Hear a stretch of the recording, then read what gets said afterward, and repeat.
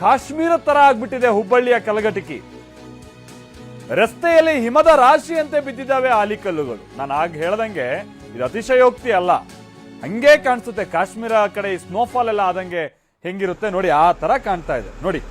ಕಲಘಟಕಿಲಿ ಹೆಂಗ್ ಕಾಣಿಸ್ತಿದೆ ನೋಡಿ, ದೂರದಿಂದ ಏನೋ ನೊರೆ ಕಂಡಂಗ ಆಗುತ್ತೆ, ಬಟ್ ನೊರೆ ಅಲ್ಲ, ಆಲಿಕಲ್ಲು ನೋಡಿ. ಇಲ್ಲಿ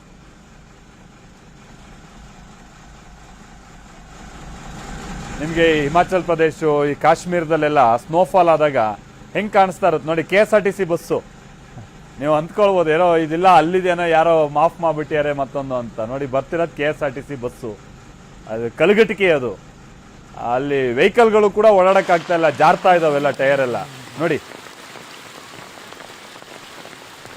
ಆಮೇಲೆ ಹೇಳಿ ಕೇಳಿ ಕಲಘಟಕಿ ಅಂತ ಅಂದ್ರೆ ಬಿಸಿಲಿನ ರಾಪು ಹೆಂಗಿರುತ್ತೆ ಅಂತ. ಕಲಘಟಕಿಲಿ ಇವತ್ತು ನೋಡಿ ಹೆಂಗ್ ಮಳೆ ಅಂತ ನೋಡಿ ಇಲ್ಲಿ.